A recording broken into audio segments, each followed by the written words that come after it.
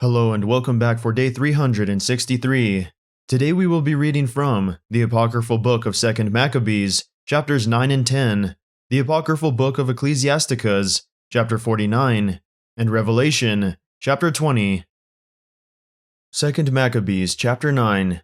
About that time came Antiochus with dishonor out of the country of Persia, for he had entered the city called Persepolis, and went about to rob the temple, and to hold the city, whereupon the multitude running to defend themselves with their weapons put them to flight. And so it happened that Antiochus, being put to flight of the inhabitants, returned with shame. Now when he came to Ecbatane, news was brought him what had happened unto Nicanor and Timotheus.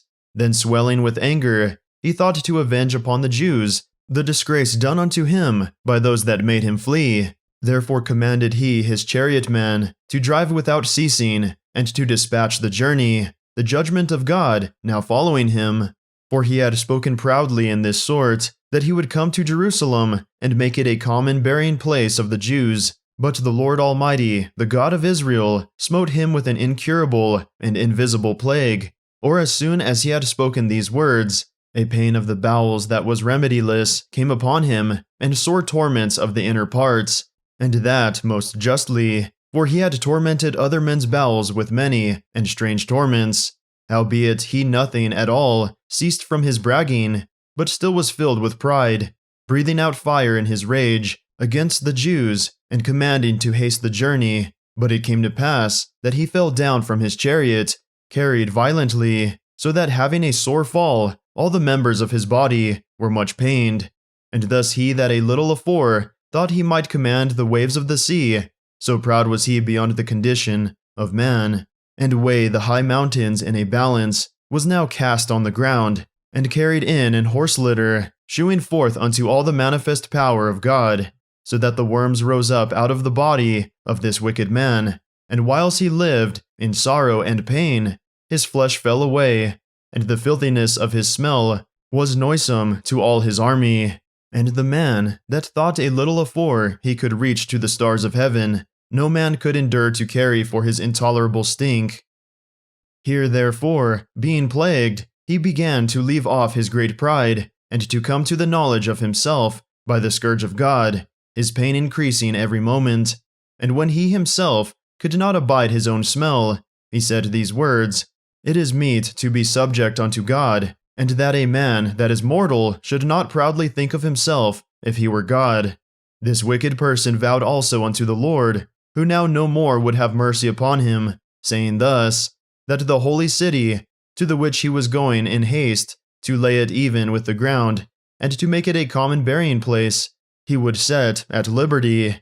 And as touching the Jews, whom he had judged not worthy so much as to be buried, but to be cast out with their children, to be devoured of the fowls and wild beasts, he would make them all equals to the citizens of Athens, and the holy temple, which before he had spoiled, he would garnish with goodly gifts, and restore all the holy vessels with many more, and out of his own revenue defray the charges belonging to the sacrifices. Yea, and that also he would become a Jew himself, and go through all the world that was inhabited, and declare the power of God.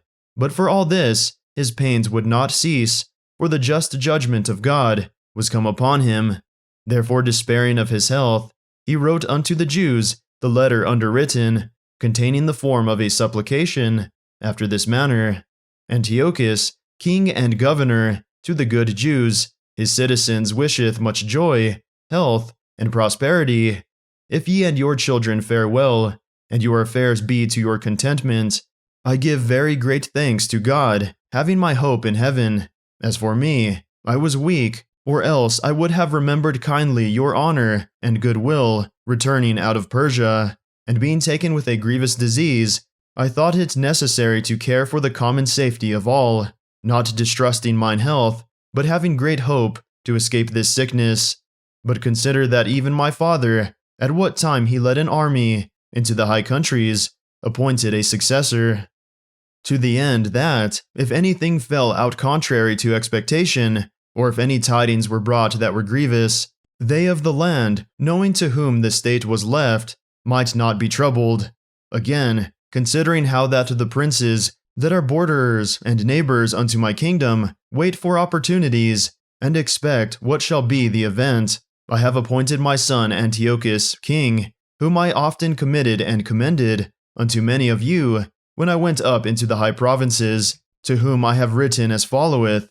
Therefore I pray and request you to remember the benefits that I have done unto you generally, and in special, and that every man will be still faithful to me and my son.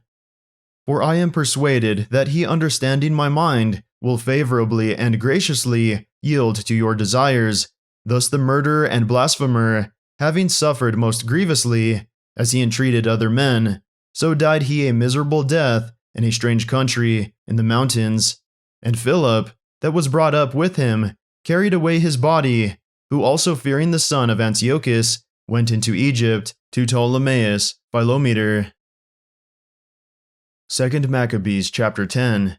Now Maccabeus and his company, the Lord guiding them, recovered the temple and the city, but the altars which the heathen had built in the open street, and also the chapels, they pulled down, and having cleansed the temple, they made another altar, and striking stones, they took fire out of them, and offered a sacrifice after 2 years, and set forth incense, and lights, and shewbread. When that was done, they fell flat down, and besought the Lord that they might come no more into such troubles, but if they sinned any more against him, that he himself would chasten them with mercy, and that they might not be delivered unto the blasphemous and barbarous nations. Now upon the same day, the strangers profaned the temple. On the very same day, it was cleansed again, even the 25th day of the same month, which is Kislev. And they kept the 8 days with gladness, as in the Feast of Tabernacles, remembering that not long afore they had held the Feast of the Tabernacles, when as they wandered in the mountains and dens like beasts.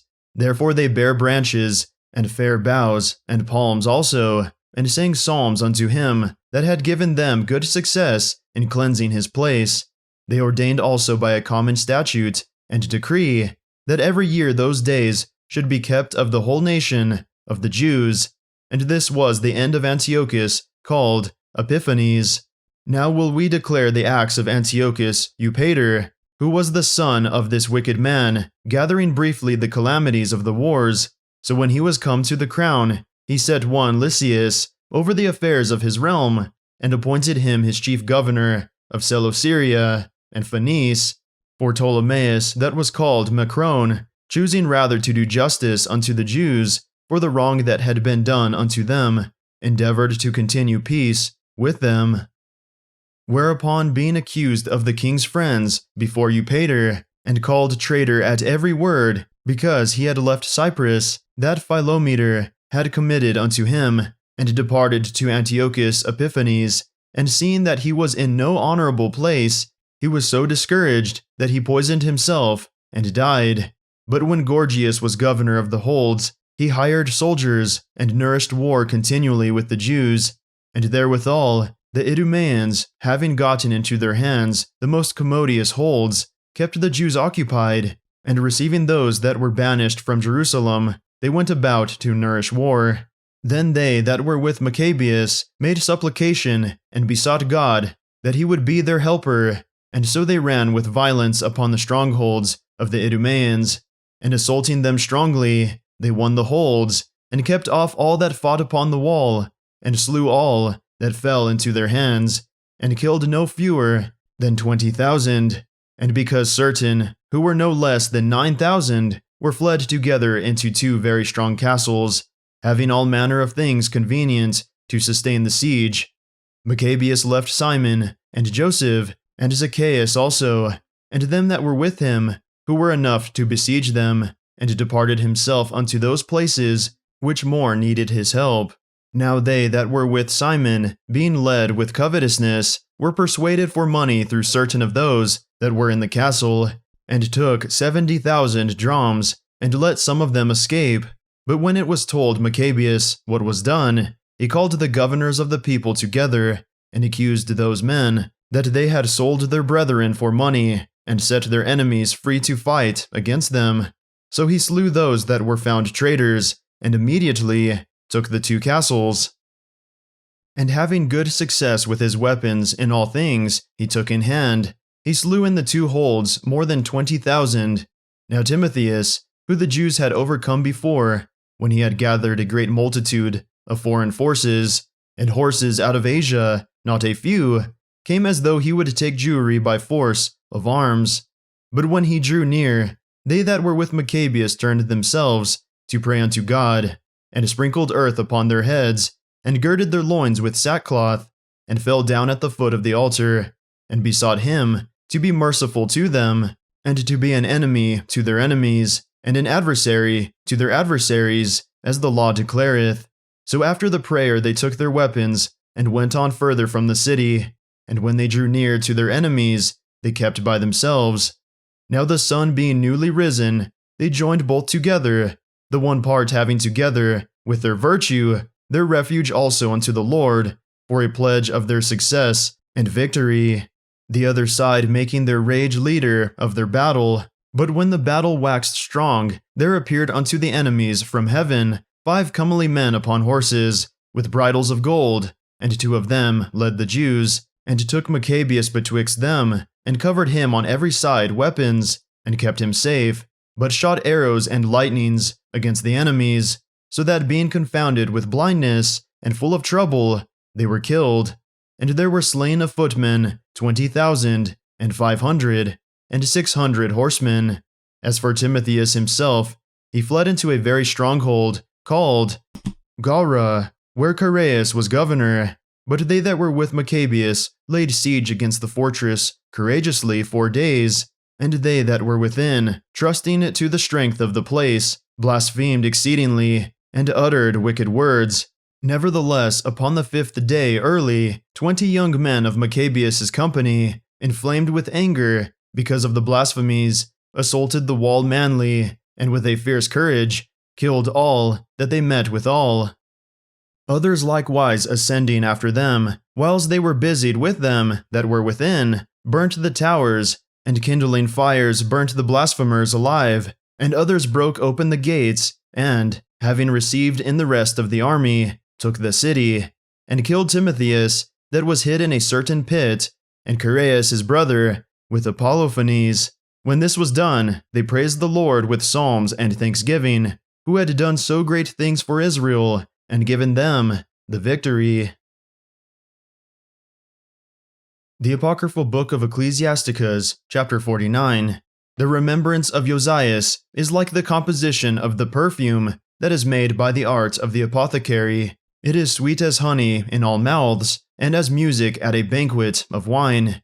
He behaved himself uprightly in the conversion of the people, and took away the abominations of iniquity. He directed his heart unto the Lord, and in the time of the ungodly he established the worship of God.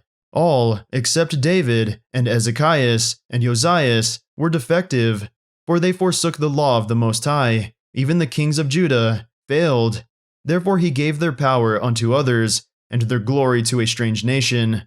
They burnt the chosen city of the sanctuary, and made the streets desolate, according to the prophecy of Jeremias. For they entreated him evil, who nevertheless was a prophet, sanctified in his mother's womb, that he might root out, and afflict, and destroy, and that he might build up also, and plant. It was Ezekiel who saw the glorious vision, which was shewed him upon the chariot of the cherubims, for he had made mention of the enemies under the figure of the rain, and directed them that went right. And of the 12 prophets let the memorial be blessed, and let their bones flourish again out of their place.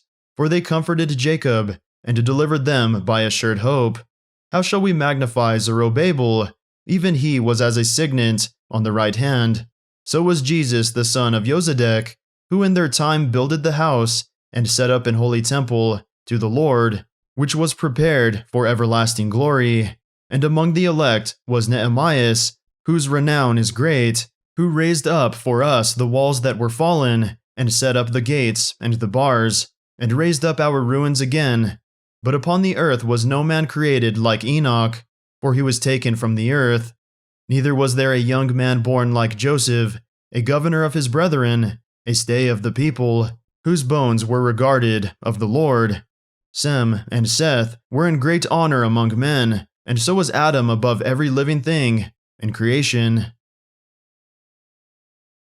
Revelation chapter 20. And I saw an angel come down from heaven, having the key of the bottomless pit and a great chain in his hand. And he laid hold on the dragon, that old serpent, which is the devil and Satan, and bound him 1,000 years, and cast him into the bottomless pit, and shut him up, and set a seal upon him, that he should deceive the nations no more, till the 1,000 years should be fulfilled. And after that, he must be loosed a little season. And I saw thrones, and they sat upon them, and judgment was given unto them. And I saw the souls of them that were beheaded for the witness of Jesus, and for the word of God, and which had not worshipped the beast, neither his image, neither had received his mark upon their foreheads, or in their hands. And they lived and reigned with Christ 1,000 years. But the rest of the dead lived not again, until the 1,000 years were finished. This is the first resurrection. Blessed and holy is he that hath part in the first resurrection. On such the second death hath no power. But they shall be priests of God and of Christ, and shall reign with him 1,000 years. And when the 1,000 years are expired, Satan shall be loosed out of his prison, and shall go out to deceive the nations which are in the four quarters of the earth, Gog and Magog, to gather them together to battle, the number of whom is as the sand of the sea. And they went up on the breadth of the earth, and compassed the camp of the saints about, and the beloved city. And fire came down from God out of heaven, and devoured them.